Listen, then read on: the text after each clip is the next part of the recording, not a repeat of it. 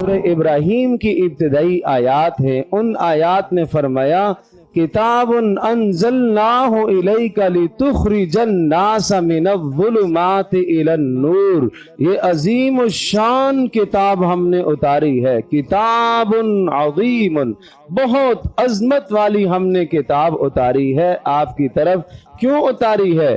لتخرج الناس من الظلمات الی النور، اے نبی اس کتاب کے بغیر سارے کے سارے لوگ اندھیرے میں پڑے ہوئے ہیں، ظلمتوں میں پڑے ہوئے ہیں، آپ انہیں اندھیروں سے روشنی کی طرف لے کے آئیے۔ کفر میں پڑے ہوئے ہیں، کفر اندھیرا ہے، کفر سے نکالیے، ایمان کی طرف لائیے۔ نمبر 2، شرک میں پڑے ہوئے ہیں، شرک سے نکالیے، توحید کی طرف لائیے۔ نمبر 3، وہ نفاق میں پڑے ہوئے ہیں، نفاق سے نکال کر اخلاص کی طرف لائیے۔ اور نمبر 4، وہ گناہوں کے اندر مبتلا ہیں، گناہوں سے نکال کر آپ اطاعت اور فرما برداری کی طرف لائیے، اس لیے قرآن ہے۔ اور نمبر 5، شکوک اور شبہات میں پڑے ہوئے ہیں، شکوک شبہات سے نکال کر آپ ان کو یقین کی طرف لائیے۔ کبھی توحید کے متعلق شبہہ، اللہ کے متعلق شبہہ، کبھی رسالت کے متعلق شبہہ، کبھی آخرت کے متعلق دل میں شک اور وسوسہ، ان وساوس سے اور ان شکوک اور شبہات سے اگر آپ بچانا چاہتے ہیں اور آپ بچنا چاہتے ہیں تو لتخرج الناس من الظلمات الی النور، یہ اللہ کا بہترین کلام ہے جو آپ کو شکوک اور شبہات سے نکال کر یقین کی دولت عطا کرے گا، آخرت پر یقین، محمد رسول اللہ صلی اللہ علیہ وسلم کی رسالت پر یقین، اللہ کی توحید پر یقین، جنت پر یقین، جہنم پر یقین۔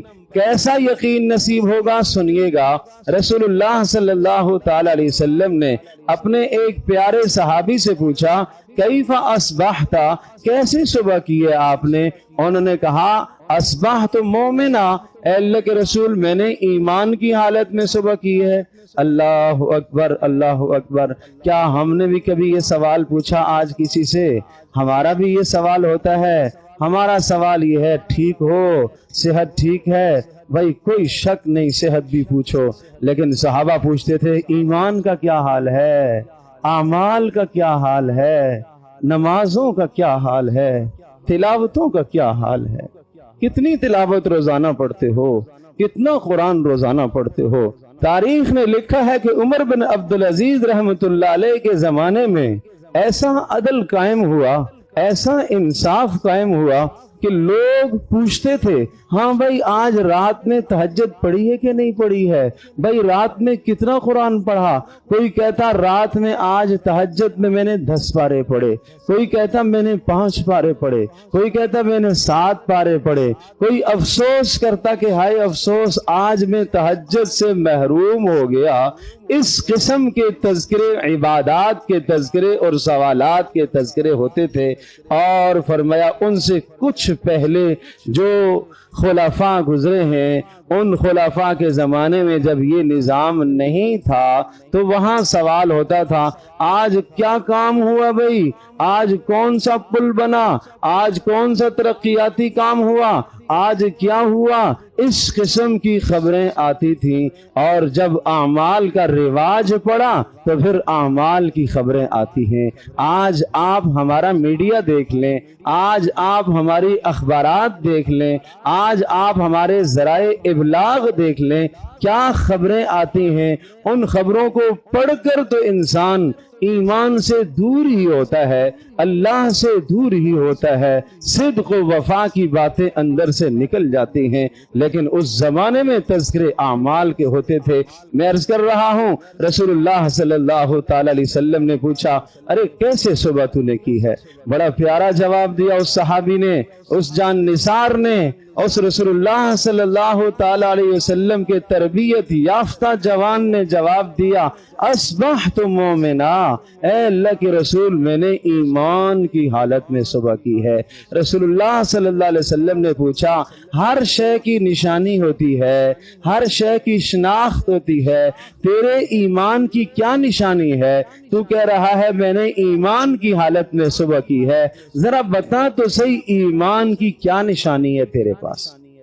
اللہ اکبر، ایمان کی کیا نشانی ہے؟ میرے پیاروں، میرے عزیزوں، اس نشانی کو سننے کے بعد اپنا احتساب کر لے، اپنا احتساب کر لے، اپنا محاسبہ میں بھی کروں، آپ بھی کرے۔ انہوں نے کہا اللہ کے رسول صبح جب ہوئی ہے تو میں نے ایک لمحے جنت کی طرف نگاہ کی اور ایک لمحے میں نے جنت کی طرف سوچا، مجھے یوں لگا آنکھوں کے سامنے نظر آ رہا جنت والے جنت کی نعمتوں سے لطف اندوز ہو رہے اور مزے سے مسحریوں پر آمنے سامنے ٹیک لگائے ہوئے بیٹھے ہوئے ہیں، اور جنت کے غلمان اور جنت کے خادم ان کے سامنے قسم قسم کے مشروبات اور کھانے کی چیزیں ان کے سامنے لے کر پیش ہو رہے اور جنت والے لطف اندوز ہو رہے۔ میں نے جنت کو اس طرح سے دیکھا ہے، ایسا لگا جیسا میں اپنی آنکھوں سے یہ منظر دیکھ رہا ہوں۔ دوسری طرف میں نے جہنم کو جب دیکھا، جہنم کو میں نے سوچا تو ایسا مجھے نظر آ رہا، ایسے نظر آنے لگا جیسے کہ جہنم والے چیخ و پکار کر رہے ہیں، شور شرابہ کر رہے ہیں، فریادیں کر رہے ہیں، ان کی فریادیں کوئی سننے والا نہیں ہے، اور یوں کہہ رہے ہیں ربنا ابصرنا وسمعنا فرجعنا نعمل صالحا انا موقنون، اے اللہ ایک بار دنیا میں واپس لے جا، ایک بار دنیا میں واپس لے جا، ہم نیک اعمال کر کے آ جائیں گے۔